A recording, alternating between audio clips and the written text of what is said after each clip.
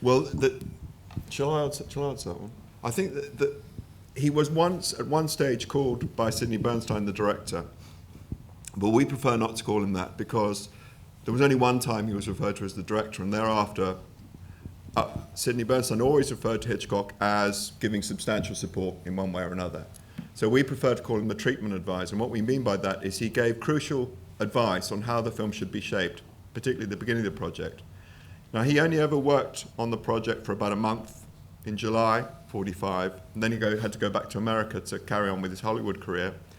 And because of the protracted nature of the project, by the time he'd got to London, actually it wasn't at a very advanced stage. So the editing really was at the rushes stage, or assembling the rushes into rough groupings of all the different sites. So some material to assemble for Belsen or Ohrdruf or Buchenwald, etc.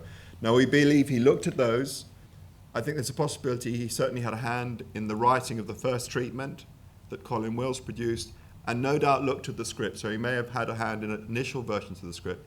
But I don't think we can say any more than that. And I think George and I often talk about auteur theory, but I think the problem is that we are rather dogged with that. There's a need to say, this is one person's single project, and this was a collective project. It really was. And I think the other thing is, I think what Hitchcock did, in addition to making some general suggestions about how the film should be edited to avoid indications of trickery, he advised on the maps. He suggested the thematic structure. You'd start with Belsen, then you'd have Dachau, Buchenwald, and the other camps. Now, he wanted it to be Dachau, Buchenwald, a couple of other things, Auschwitz, Majdanek, and then other camps.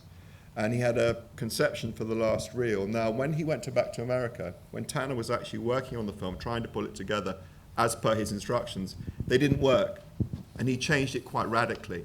So Auschwitz and Majdanek was the end. The end of the reel changed quite a lot. So I say, yes, Hitchcock's important, but we can't be clear exactly what he did, partly because none of the key documents are signed. So he's part of a team.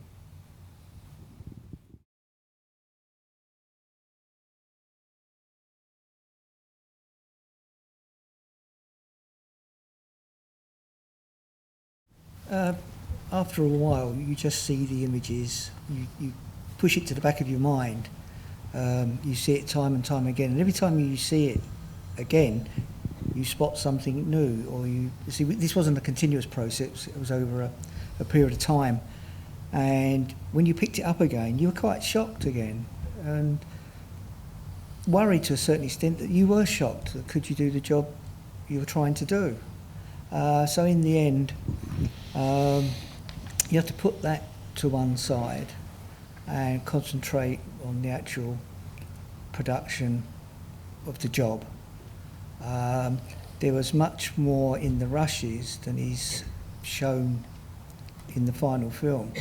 In fact, there's worse stuff of Belsen, the famous bulldozers and bodies, which I think is significant that they didn't use.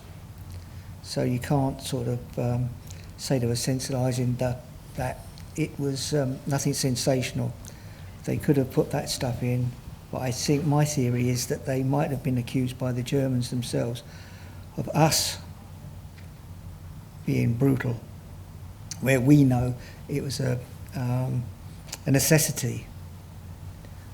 So, yeah, you can still be shocked by that stuff. I think if I see it again in a year, I still will be. You cannot be affected by it. The cameramen themselves hardly ever spoke about it. So, I mean, but we're lucky. We could go away and sit down somewhere else, but the cameramen, once they put the camera down, they were there. They were still there. And of course, the one thing you can't get over is the smell. You'll never be able to get that. And even though sometimes when you were working on the stuff and you were going backwards and forwards, you got an idea of what the smell must have been like. But as I say, on my point, you do have to put it, you have to be professional, put it at the back of your mind, not dismiss it, not treat it lightly, but just do your job. A couple of, I'd like to add to that is one thing George and I noticed, and in fact all of the team that worked on the film, is that every time we went to another stage, we sort of became reacquainted with the film. So when we first saw the material, when Dragon had sort of done the first scan, restoring scan, so suddenly we're looking at this material, that footage that we were very familiar with, but was very dupy, dark and scratched, and suddenly we're looking at it afresh almost. That was, so we're almost reacquainted with the material. Then when we added the soundtrack with Vincenzo at Prime Focus and Jasper's commentary, every time we went to this other stage, you'd see the material afresh and it kind of shocked you. But as George says, generally we were doing technical work. And so you were asking technical questions about the image. And I think that was, to some extent, akin to what the cameraman experienced, that they could absorb themselves in the technical work. But as George says, we just looked away from the frame. We're no longer there. The cameraman put the camera down, and it's all around them. But the other thing I would say, which I've been struck by, particularly when I've been introducing the film, along with George and David, is that often the audience affects you. And I had two particular screenings. One was in Australia, and one was with my colleagues, where the screening in Australia, I actually thought about, after I got to the end of the Belson section, and I thought the audience was going to get up and walk out. I mean, we traditionally invite them to if they want to. We don't do that now because we're no longer hosting a screening. And I thought they were so tense and so uncomfortable, I thought they'd just get up. And that, I was thinking, I know I've got to go through Dachau, Buchenwald, etc., etc. And I wasn't sure I could do it. So often their emotion would reflect onto you, which was a good thing, really. But one thing I have noticed recently, I was just reading a book edited by David Cesarani and Suzanne Bargett about Belson perspectives, because I wanted to read some other things to help me understand the film, etc. And there's two brilliant accounts by nurses who went to Belson, and you know the one. Yeah, John. And I thought I hadn't become habituated to this material, but clearly I have on some level, because I found their writing, their witness through writing, very upsetting. And I think I've become somehow kind of satiated with imagery to a certain extent. And so another form of representation now kind of gets my emotional. Fortunately, I've still got some left. But we're always really careful about equating what we did collectively with what the cameraman did, because of course, they understood also their experience was nothing compared to that of those who had survived the camps.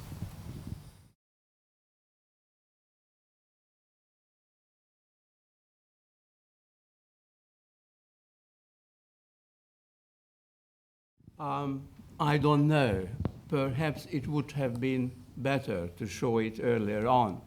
But on the other hand, I think I do understand the political consideration. But it is not too late, because I think that the value of the film one cannot underestimate. I mean, it is an enormous value. And considering what is happening now in Central and Eastern Europe, the film could do an enormous amount of good being shown in schools, at secondary schools, early on. As you probably know, I came from Hungary. 20% of the Hungarian population voted for practically a neo-Nazi party. So it may be late, but I think the film has an extraordinary value, and I think we should be grateful to Cindy Burstyn and the team at the Imperial War Museum. Can I pass over to Rainer and then Jeremy on this? Yeah, I disagree. I think it was actually, for a number of reasons, right to shelve it at the time, because I don't think it would have had much of an impact on the German population to realize their participation in whichever form, just knowing about it, what happened in the camps and elsewhere. I think there would have been a long wave of denial. We didn't know about it. This might have happened. It just shows how bad the Nazis were without asking who the Nazis were, how bad the SS was without asking who the SS was. But I don't think it would have led to a realization of what had gone on between 1933 and 1945. I'm German, obviously, have lived in this country for many, many years. But I've lived through the period of denial in Germany, the long period of amnesia, the very difficult process of asking our parent generation, what have you done during the war? But it needed, I think it really needed, from looking backwards from today, even though when we were young we didn't understand it, it needed a certain period of amnesia in order to talk about it. Because the other difficulty with this film is, and we had heated discussions when you had your first screening, that many facts are simply wrong. And by the time of the Nuremberg trial, that was known. And if you have wrong facts, you actually give rise to Holocaust denial. Yeah. Because if you can say this detail is wrong, then you undermine the truthfulness of the whole film or the whole message. And again, with the distance of 20, 30, 40 years, this is much easier to address than in the situation of 1946, if we assume that this would have been the date when the film would have been released, when obviously Germans were still very much battling with how to come to terms with what was an enormous, a monstrous, an unimaginable guilt, and coming to terms of realizing that. So my theory is, and I might be wrong obviously, but also thinking back into discussions that I had 40 or so years ago in my own family, that the film probably wouldn't have changed very much in terms of German realization if it had been shown in 1946. Death mills didn't really do much. And that would be my supportive evidence, if you so want. Jeremy, do you want to comment? I just wanted to add the context of the Cold War. One of the things that this film does in displaying the Soviet footage of Auschwitz and Majdanek is use the pronoun we. We, in the sense that the Soviets were part of the same group of allies as the Americans and British.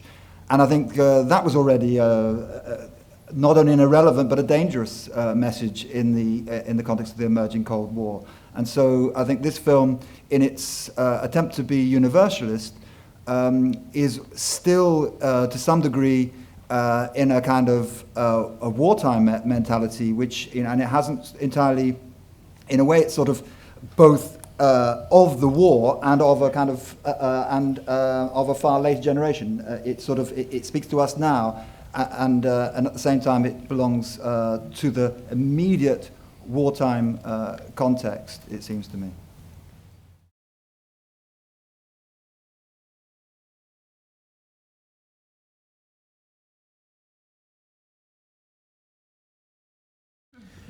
Well, I mean, it was said at the end in the outro that numbers were not necessarily correct. Obviously, there is no mentioning of a racial policy of the Nazis. By the time, first the Belsen trial, which has been undervalued in research in looking back, the Belsen trial from September to November 1945 already very clearly put the Jews as the prime target into the picture, and then obviously the Nuremberg trials made this much more clearly even than the Belsen trial, that there was a racial extermination policy and that there were differences between camps. That there were extermination camps, that was alluded to with Vernichtungslager in this film. There were labor camps. There were forced laborers that lived in families on the farms. So all sorts of things had become clearer by the end of 1945, early 46, that obviously the filmmakers in the summer didn't know and couldn't know, although some of it they might have been able to know. Therefore, that would have come at the wrong time when people were looking for excuses. When they were looking to say, well, it wasn't really that bad, was it? Well, it wasn't 4 million. And that could have undermined the whole humanitarian argument of the film. That's what I see as a danger. Showing it in it comes very late. It should have been shown earlier, but it was shown in this incomplete version from 84 onwards. Showing it with this time distance actually makes people realize that it doesn't really matter whether it's 4 million or 1 million, or one single one would have been too many. But you needed a certain distance, I would argue, in order to be in a position to say that and to realize that. I mean, actually, Rainer knows these figures, but I've also worked them through. But actually, some of the figures are accurate. Yeah. Some of the figures, it's the way they've been calculated. So, for example, the daily rate of those exterminated in the gas chambers at Auschwitz, actually how you kind of manage it. It's the period of time that they were calculated. So not all the figures are wrong. Some of them are right. Some of them are actually an underestimate of what we later discovered. But the big figure is the 4 million at Auschwitz. And we argued at some length, didn't we? And whether we should change that or not. And we ultimately decided not to, because we felt that how would you change it without changing the film? Would you footnote or whatever? And so what we proposed to do was in fact, it's in the program notes actually. But I was asked in Australia by a number of people, Holocaust experts, have come up to me and said, look, Toby, please can you change the 4 million? If you change anything, just change that. And we felt it was wrong. And actually now this is another reason. Claude Lanzmann, do you all know Claude Lanzmann's thing? If I found film of the gas chambers, I wouldn't use it. And in a way, I think there's an analogy here. I mean, we can worry too much about the deniers. Deniers are already saying that this is wrong, or what we've done. I mean, we were accused in Australia, that the reason the Imperial War Museum had done this was to deflect Israeli foreign policy from what was happening in Gaza. So we'd just done it in a couple of months. And that my ethnicity would be approving of that. You know, clearly I'm Jewish and I'd done this, whatever. Now, my ethnicity is my own business, but I just thought it was ridiculous. But already deniers are trying to find fault with this. So you can worry too much about deniers. And I think Lanzmann's right here for us. It's 4 million. Well, as Rainer says, if it was 1, it was terrible. It's actually 1.1 million. But you don't need to go far to find the correct figure. So I think we can say, no, this is what's in, this is a historical document, we don't change it. And of course, if we did change it, then the deniers would say, oh, I see you've changed from blah, blah, blah. What else have you changed? Can I just Yeah, add please something? do, Jane. When I think that this is very illustrative of the difference between making a news story, newsreel, which would have been done at the time, and making a documentary, because a documentary is looking at the bigger picture or the smaller picture actually, of common humanity and how we connect to the emotional story. And I think that's what whether that's what they intended to make, that is what they made, and that's why we can understand it so well 70 years later. But they were not making a newsreel piece at this time, so it wasn't the same as reporting accurate statistics. Yeah. I think this is very important what you just said, but it also goes to say in a way that the time in 1946 was probably wrong for this film. I think in 1946 it was much more important to understand what happened during the Nazi period. Why were certain groups persecuted? Who were those groups that were persecuted, and by which means? Whereas today we are much more focused on the overall view of the anti-human, humanitarian message. So that's why I think this film is much better geared for our time today, when we have this understanding, when we need the bigger picture, because we need to connect the Holocaust, which was what is happening around us. And that's where the film is actually so vitally important. And that would also link back to what you asked, that it might be actually much more important today than it was in 46 or 47.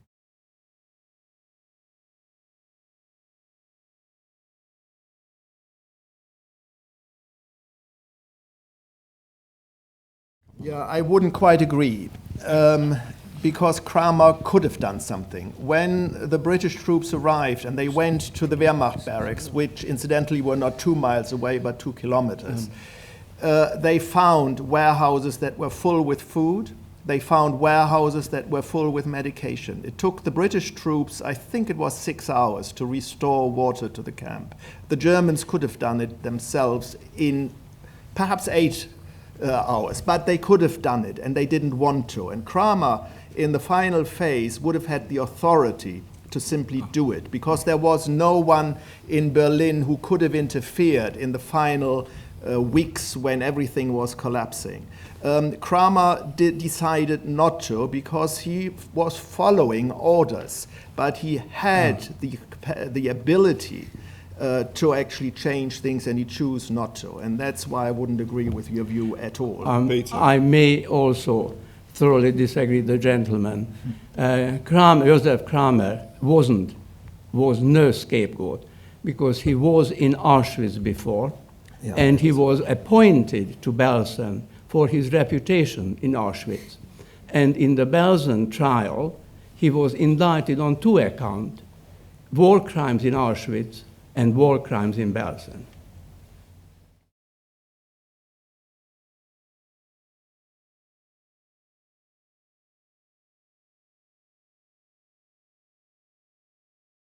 I think that the closing words of that script from 1945, with God's grace, we can learn.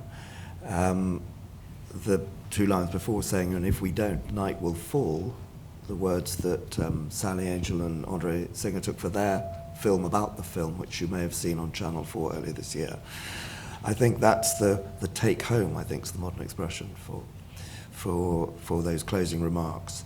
And there's been some sensitivity in the questions we've had at various showings that more wasn't made in the script of the fact that it was predominantly Jews who were exterminated, who died in the camps. I think that the fact that that isn't the case helps us to take lessons from this film to, I think Professor Schultz was saying the same thing, to the 21st century, where we need this lesson as much as my father felt the world did in 1945. So the impetus behind his mission to make this film is still alive and necessary today. And I just want to say one personal thing. I've seen this material a number of times in its restored state, and I come away each time deeply shocked, maybe even without meaning to denigrate those who go through a more severe trauma, traumatized by the experience of watching those images. So I'm concerned that the power of those images won't detract from the message. And I think that the short color films on the front and back that you saw, I think it's the first time that those have been screened at a public performance of the film, I think they will help. And I was particularly at a screening in Jerusalem last summer at the Jerusalem Film Festival, with obviously an audience that was, I should say, almost exclusively Jewish, and many survivors and relatives of those who didn't survive in the audience. And at the end, there was a deep shock and trauma in the room. And Toby was there, my sister was there, and it took some time to lift people up afterwards. And I felt that those 12 minutes that we shared together in this auditorium, when we watched that outro film, did help me today, and I expect some of you as well, to just take a breath. I think that it's important that we do all allow ourselves to feel the shock and trauma. Those were real people who died. That isn't just some distant newsreel. Those are real events, and we have to share those. But at the same time, we have to take a deep breath, absorb those, retain our own humanity, somehow not just react with anger, but to find some hope and some way forward, some common humanity to go forward. And I think that's a struggle for all of us in the modern world, just as much as it was in 1945. Thank you, David. Can I pass to Jeremy? You wanted to comment you wanted to make. I just wanted to add to that. I absolutely agree with your comment, David, that this is the ambition, the sort of ambition that to sort of universally reach out and draw lessons from the Holocaust is incredible in this film, and it's incredible for something of 1945. But I think that I'm someone who works on Russia and memory of the Holocaust in the context of this post-Soviet space, and And I think I'm always incredibly conscious that the Holocaust doesn't teach a universal lesson, and it's not seen to teach a universal lesson there. And in the context of contemporary Russia, the victimized, President Putin made a speech on the 27th of January where he basically sort of argued that the Nazis' policy towards Russians and towards Jews were quite similar, and ultimately drew a kind of a nationalist lesson from the Holocaust. And so it unfortunately doesn't necessarily teach a single universal lesson, even if we would like it to.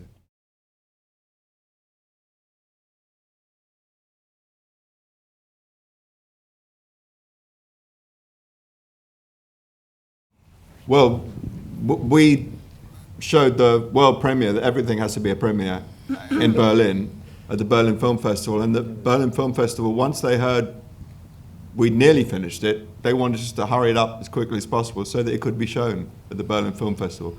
And they were extremely supportive. They regarded it absolutely essential that the first place it should be shown would be the Berlin Film Festival.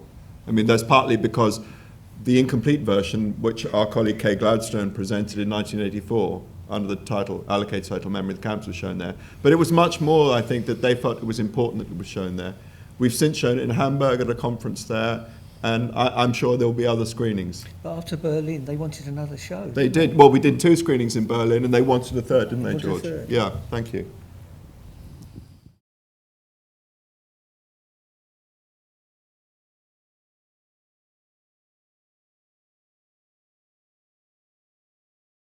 Well, it has actually got an 18 certificate, and the certificate wasn't displayed today because it's a private screening.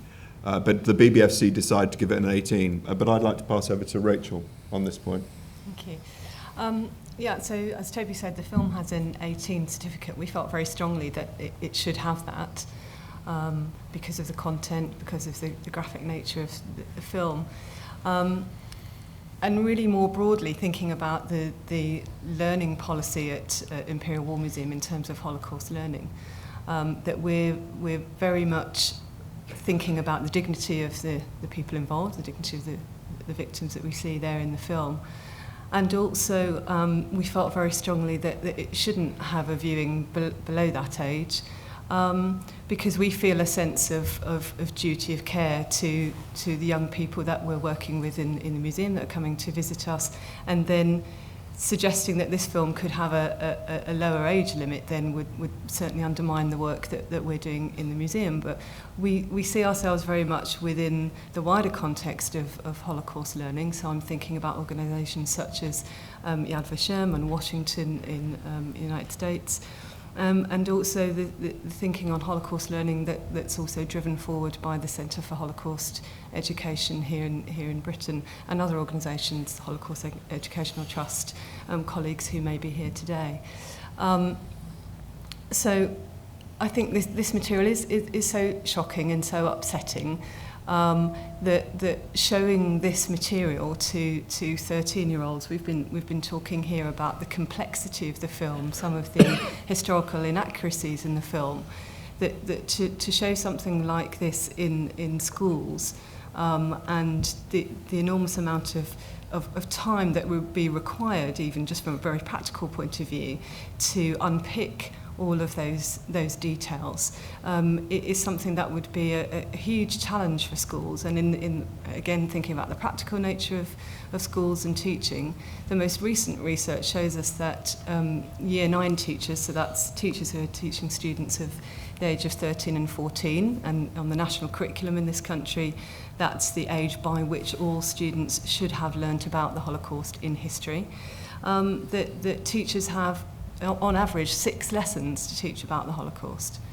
And if we're thinking about encouraging young people to find out about the real people, that these are not just a pile of dead bodies, as the Nazis would have wanted us to see them, that they are real people with real lives, that's not where young people should be engaging with Jewish people and others for the first time. So I very much feel that, yes, the 18 age recommendation is the right place to pitch it. I know that some undergraduate courses in Britain do use this film on their courses, and I think that's the right place for it to be, not in a Year 9 classroom for a 13-year-old.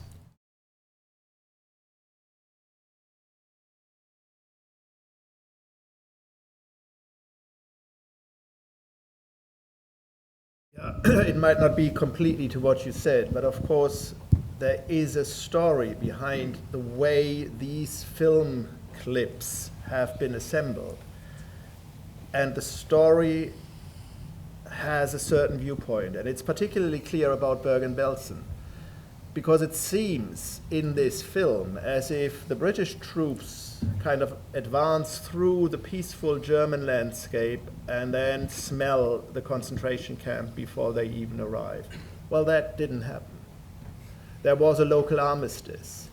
The British actually had to fight for 2 days after the local armistice so that they reached the neutral zone where the camp was that was handed over to the British. They had no idea that there was a concentration camp and what they would find. So this is very, very well written as a narrative, but it is still a narrative, and we need to be aware of that, I think. And again, it's something that we can appreciate much better with a distance of 50, 60 years. Hang on. The many of the images there's an element of reconstruction, certainly in the Auschwitz images. You'll recall, hopefully, the interior of the barracks, where you see these women there. The cameramen who came to Auschwitz didn't have lighting apparatus, so they had to send a telegram to Moscow to order these lighting apparatus. So they then had to invite these people to who'd already moved on to put their camp clothes on and sort of reconstruct the conditions inside barracks. So, I mean, for all certainly in the case of the Soviet images that I know the most about, for all their power, they are very often reconstructions, and we need to sort of, in order to their full veracity is only available to us when we have independent corroboration from other kinds of sources, because it's precisely the Soviets who give us this figure of 4 million, which was in their war crimes investigation reports. And it's only now, of course, or it's only a bit later that people were able to realize that was a wildly inaccurate estimate. So for all the power of images, we shouldn't be seduced by them. We have to also, I think, even if seduction seems the incorrect term here, we have to sort of corroborate them with other verbal sources and eyewitness accounts and so forth. I think that's true, but I mean, the point still stands. Going back, even I don't have a problem with the Soviet reenactment scenes, to be honest with you. I think it's justified in many ways, but it's important that we know about that and we document that and we're clear that happened. I think in terms of the American and the British stuff, what is particularly special, I know there were dope sheets for the Soviet material, aren't there? But by the time they were beginning to discover these as sites of atrocity, the Americans and the British cameramen, they already had a modus operandi, which was they were required under order to complete a caption sheet or a shot sheet every day.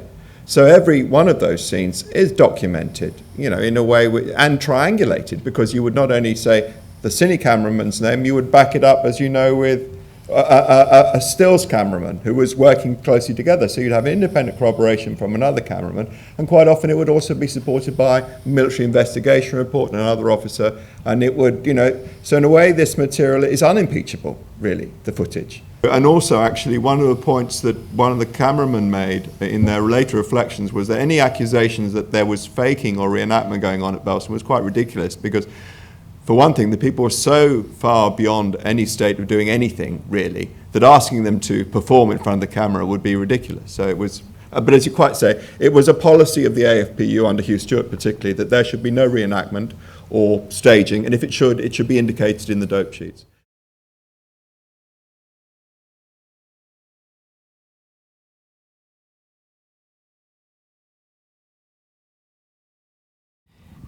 I don't know, we all work through our experiences. And I just, from my own case, I really didn't even consider seriously what happened to us until I was well into my teens. And I just got through, and I wanted to get on with my life. I lived in Hungary, left Hungary, qualified in medicine, and got my training, postgraduate training in this country, and had, I think, a very enjoyable academic medical career. And only after retirement, in a way, when I decided that I ought to learn what happened. And I really had very little factual evidence, written or otherwise, because everything had been lost during the war, and what survived I left behind in Hungary. And then I just went and all to the places we visited in 1944-45, to just rekindle the memory of what happened. And in a way I integrated in my life. I don't have nightmares. I don't think that I have a luggage of bricks carrying, with the name of Belsen. To some extent, it gave me some strength for future life. And it is part of an experience. That's very personal. I know that other people have hatred and regrets. I don't. I mean, it's one thing which I think I subconsciously acted from my youth, that I didn't want to have a hatred of Germans. So the language, when we had at school, we could choose English, French, and German. Russian was compulsory. I chose German. And as a medical student, when we could travel, I went to a German university for a summer vacation, which was not very fortunate because 1961 and the Berlin Wall just went up, so it was not the happiest of events. And so in a way, I think that was for me quite important, not to have kind of a hatred which is very negative. So that is my experience. So, as a survivor of a child of 5 and 6 in Belsen, that is my attitude to Belsen. Rachel, did you want to comment on that? I think all I can add to that is obviously to agree with my colleagues here, and to echo earlier comments about corroborating evidence and having many different sources of evidence, and obviously this film does that. And also to underline the importance of survivor testimony, and where survivors feel able, that they want to give their testimony, that they should be encouraged as much as possible to do that and supported in that. And obviously that will be, some survivors will want to do that and others will not, and that's obviously a personal choice. But we're incredibly lucky to have it. So just a postscript, which I should have said, that I was invited back to Belsen 2 years ago to give a testimony, and it lasted an entire day. And I was, prepared to do it, and I was quite happy to do so. I think it is a moral obligation, and that again is personal, to give a testimony. I'm not saying that other people should, but I felt I should, and I have.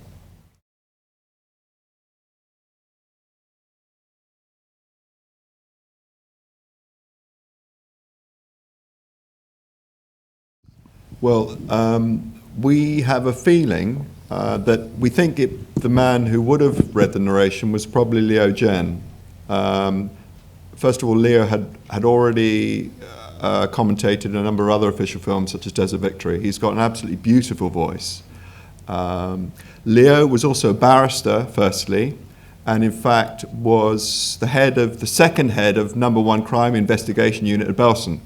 And he was the man who was due to interrogate Kramer prior to the Belsen trial, and he was in communication with Bernstein about the possibility of filming and recording that interrogation for inclusion in this film. So we think it would have been Leo. Now, obviously, Leo's sadly not around. He's a fantastic actor, as I'm sure you know. But Leo kind of gave us a model. I mean, also the nature of the script, it's a factual script. It's extremely well written. It's a wonderful piece of writing. And it's generally unemotional. There's lack of histrionics. I mean, the mood is irony, leavened with a bit of sarcasm and sardonic humour occasionally, but it's irony. So what we felt we needed was an educated voice, but also we didn't want to have something that could confuse the audience about the time phasing of this film. Sandra Schulberg, who did a wonderful job of restoring her father's film, Nuremberg, Its Lesson for Today, warned us at quite a crucial stage that she'd had problems with people getting confused about when the film was restored because she got Liv Schreiber to read the commentary, and people saying, oh, I didn't know Liv was so old. So we thought, okay, we can get someone with an educated voice, a classically English trained actor, but also somebody we felt he should retain his own tone, his modern tone. We didn't want to confuse the audience. We want to be upfront about our intervention. So Jasper, we got to read the commentary live for us at these 2 test screenings in the winter of 2012, 2013. So he spoke to the film, which was an amazing experience, and he did a fantastic job. And we felt Jasper had the right tone. And he was easy, wasn't he, George? Yeah. Really? I mean, the one thing we did get him to do was stand up when he came to record it, because that's the way he'd read it for us. And he said, well, I always sit down and say, no, Jasper, you have to read the picture and stand up. He wasn't too happy, but he did a wonderful job. So that's it, Jasper Britton. And I think he's done a fantastic job.